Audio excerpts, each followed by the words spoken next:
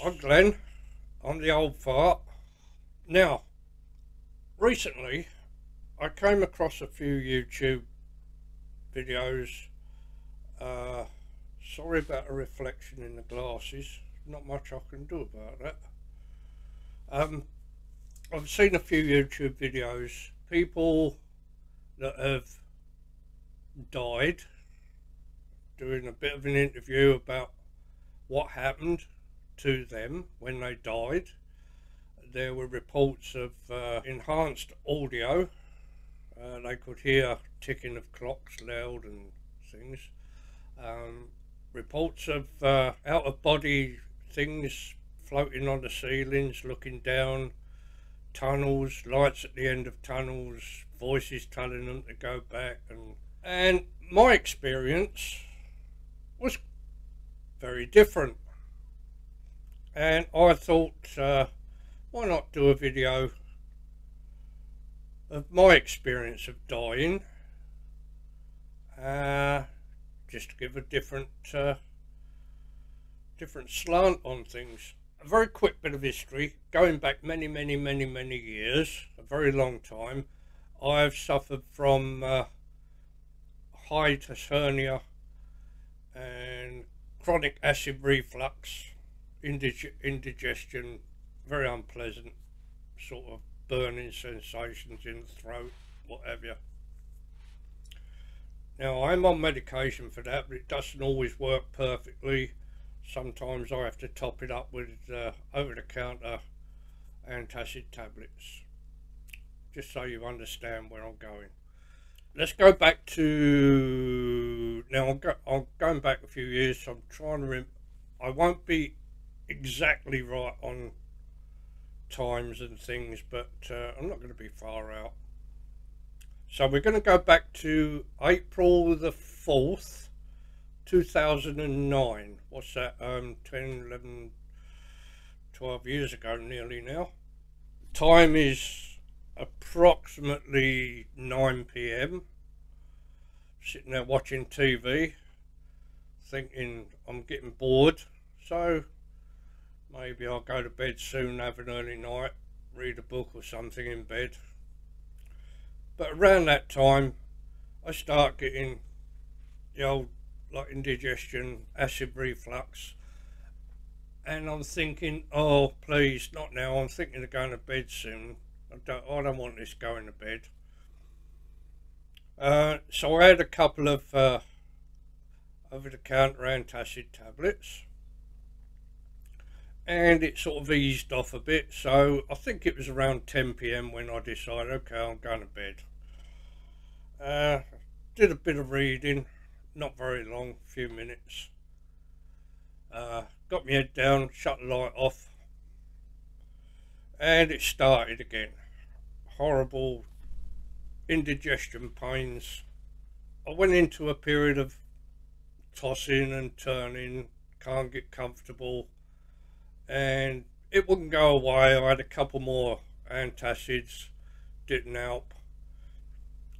Pretty uncomfortable by this stage, so I think it was around about midnight when I thought, blow this, I'm getting out of bed, I'm going to go put the kettle on, have a cup of tea. And that's what I did. So I'm watching TV, I've got my cup of tea. Now, around about them years, there was a couple of years there when they were putting adverts on the TV that if you get chest pains, they were advising you go to the hospital, get it checked out, you know. And there was quite a few adverts like that, and got to about 1 a.m. I think it was. I thought, you know what, I'm going to go to the hospital. Now, I'm not thinking anything bad at this point. I'm not thinking heart attacks or anything. It doesn't even cross my mind. But I'm bored, so I think if I go to the hospital, spend a couple of hours up there, it'll take my mind off things, gives me something to do, I won't get quite so bored. So I think it was about 20 past 1 a.m, something like that. This is a Sunday morning now, 20 past 1 a.m. it'll be the 5th of April now, Sunday morning. Got in the car, I lit a cigarette. I was a smoker at the time. I'll just point out I was never a heavy smoker. I would get through maybe 10 a day, something like that. I mean, one is too many, I realise that now, but anyway, I lit this cigarette and I'm driving down the road. Now, I'm only about a 10-minute drive to the hospital. Halfway there, I'm driving up a hill towards traffic lights at the top, and I'm thinking, this cigarette tastes absolutely disgusting, and I threw it out the window. At this point, I've met no other traffic. There's no traffic on the road. I've not even seen any late night pedestrians. Very quiet night. At the top of the hill, red traffic lights, and I'm thinking to myself, this pain in my chest is very unpleasant now. It's really starting to hurt. Still not thinking heart attack. Still not crossed my mind. But I'm thinking, if that light is still red, that traffic light is still red when I get to it, I'm going to ignore it. I'm going straight through. It was that quiet and dead in the morning. Oh, that was a bad word. Bad choice of words. Dead in the morning. As I'm 100 yards or so from this traffic light, I can feel myself falling to the left towards the passenger seat. I'm falling over to the left like this, and I'm only holding myself up by the steering wheel, just hanging on, and I can't really understand why. Anyway, just as I got to the traffic lights, they went green. Drove down the rest of the road towards the hospital. It was only a couple of minutes from there, if that. Now, I'm an ex-driving instructor. Always used to teach people to reverse into parking bays and drive out. And I've always done the same myself. In fact, I still do now. But on this night, I got a parking bay right in the corner of the car park, right opposite the entrance to A&E. And I just poked it in nose first. It wasn't even straight. I just went in, got out, locked up. Now, I only had to cross the road to get into the A&E department. On the way across the road, I am seriously staggering. I don't know how I managed to stand up. And there's two ladies standing outside the door, both wearing dressing gowns, smoking cigarettes. And I knew exactly what they thought when they looked at me. Oh, here comes another Saturday night drunk. Well, I wasn't.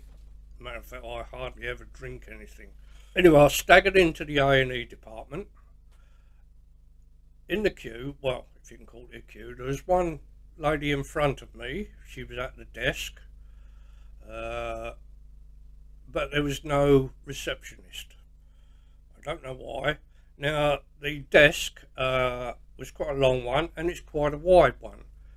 And I'm leaning against the desk with my arms more or less stretched out across it, holding on to the other side. And I can feel my legs buckling. I'm sliding down. Now, about that moment, the receptionist reappeared. The woman in front of me, she must have said something, but I didn't hear it. I saw her point at me, and at that moment, somebody caught me from behind. No idea who it was, where they came from. Probably someone sitting in the waiting room jumped up and grabbed me. I was going down. My legs were completely buckling. Within moments, seconds, a wheelchair appeared. I don't know if it was a nurse, a doctor, a porter, who it was pushing the wheelchair, but I ended up in this wheelchair. I was quickly rushed into the department. Somehow they got my coat off. Now, there was all these people suddenly appeared all around me. Doctors, nurses. There was at least 3 nurses, 2 doctors. There was an ambulance crew, I noticed, a pair of them, standing off the foot end of the bed, watching, see if they could help. I remember getting a little bit annoyed with the nurse with the fancy scissors because she was cutting off one of my favourite shirts. I didn't get angry, didn't say anything, but I remember getting a bit upset about it. Stupid. Now these pains in my chest, they were very much indigestion pains, but all I'm thinking is, please, can you give me something to take away the pain? I'm not thinking I'm having a heart attack or anything. Please stop it hurting, it's getting unpleasant. There was a nurse on each arm. One on the left arm, I think she was trying to get a needle in my arm, giving me injections. Probably trying to get a cannula in as well. The nurse on my right side was, I don't know if she gave me an injection as well, but she was trying to put this thing on my finger for the oxygen and all these sticky pads all around me for the whatever heart monitor thingy. Now I remember her saying, please keep still.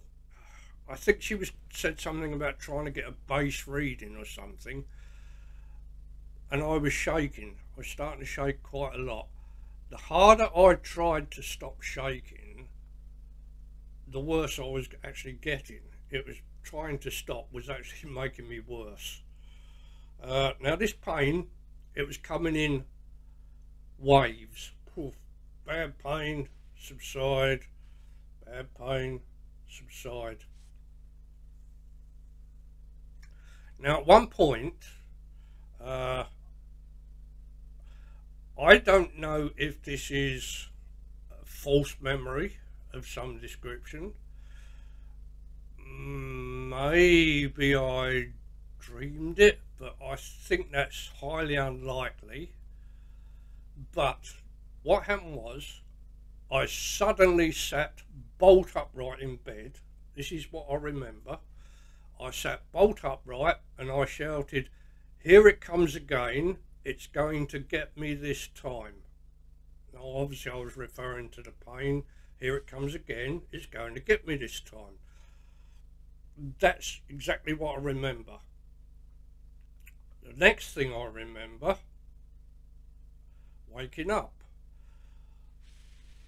There was a doctor sitting on my left, by the head of the bed. He stood up. He said, "Welcome back. You was gone for almost 3 minutes." Didn't sink in at that moment what had happened.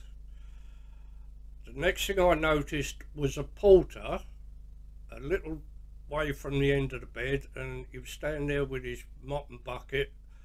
He had his chin resting on the mop handle, and he was staring at me.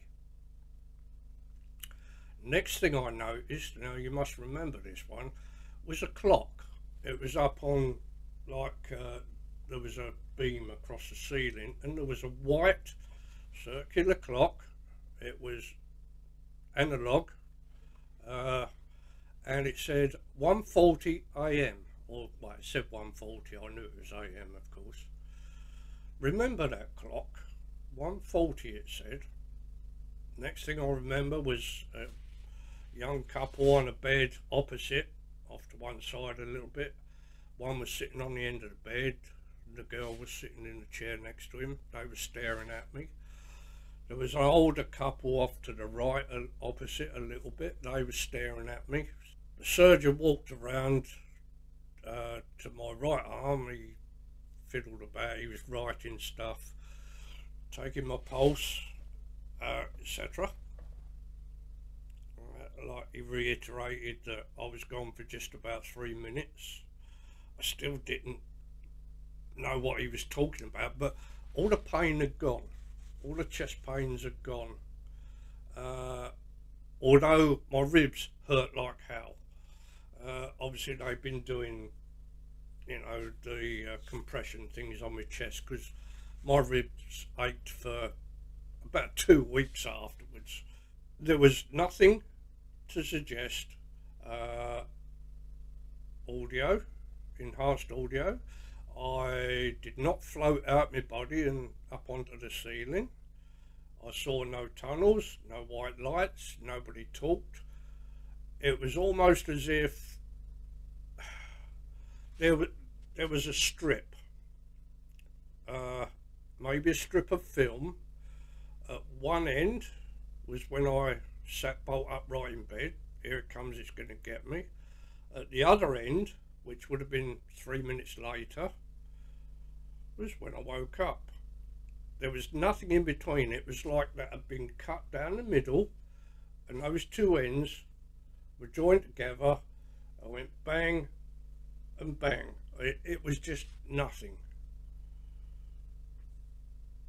There was nothing. No gods or no fluffy clouds, no white lights, nothing. It's just 1 second I was sitting up shouting silly things. Next second I was waking up 3 minutes later. So that's my story, but I'm going to come back to this white clock. A couple of months later, whatever it was, I can't remember, I had reason to go to A&E again. I think it might have been a bit of a scare, but turned out to be nothing even connected. However, I noticed that the clock wasn't there. I actually asked several people. My daughter was with me. She was asking around what happened to the clock. Don't know why I was interested in what happened to this clock. Everybody said there's never been a clock up there. Never has been a clock there. Nobody remembered ever seeing a clock there. But I saw it as plain as day. 1:40 it said. This was the moment I woke up. 1:40. But the clock didn't exist. Anyway, I survived. I went through several months of visiting a clinic once a week, I think it was. Some specialist nurses that monitored me once a week, adjusted all my medication and what have you. I was in hospital, I think it's 3 or 4 days. I slept an entire day afterwards. I was transferred to a London hospital, St Thomas's in London, where they put the camera up inside my leg and up into the heart and had a look. Couldn't do much. They basically ended up sending me home with a box full of pills.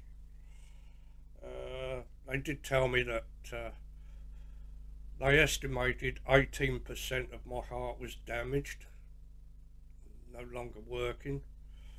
Anyway, I've survived. Here I am 12 years later, nearly 12 years later. I'm still suffering with the effects of it. Chronic heart failure, basically. I had a massive heart attack. I've got chronic heart disease and chronic heart failure. I get out of breath just walking across the road now. I still get me indigestion pains, chronic acid reflux. I still get that. Stuck with that forever, I suppose. Stuck with my heart failure forever. Anyway, yippee, I survived. I'm still here. And now I expect any regular viewers have noticed that I took up a bit of wild camping last year. Can't wait for when I can go again. Maybe March, April sometime I should start. But there you go. That's my take on dropping dead. An interesting fact that I drove myself to the hospital. I was told that, and this was doctors that told me later, if I had called 999, waited for an ambulance to turn up, the doctor seriously doubted that I would have survived. So by driving myself to the hospital probably saved my life. Obviously, I'm unbelievably grateful to the doctors and nurses on that night. I can't fault them. They saved my life as well. Brilliant. I was a bit lucky because the main doctor that was on duty in A&E just happened to be a heart surgeon. So yeah, that was a bit of luck. I actually had a heart surgeon on duty, 1 o'clock on a Sunday morning. Uh, it was an interesting experience. The thing about the clock still drives me nuts. It really winds me up. I can't come to terms with it. Anyway, hope you enjoyed it. As my daughter is going to tell me, I waffle too much. I spend too much yakking about detail. Now, I do have OCD. I've been diagnosed with OCD some time ago, and that probably has a lot to do with my talking. I like to get details where I probably shouldn't bother with details. People don't want to know too much. I'm waffling now and I'm just going on and on and on. So I'm going to end it there before I drive anyone nuts. So thanks to anybody that's turned up and listened to my little story. Hopefully I'll see you again soon. I'm doing tent work soon and all that. Hopefully see you all again soon with another camping exercise. Bye bye for now.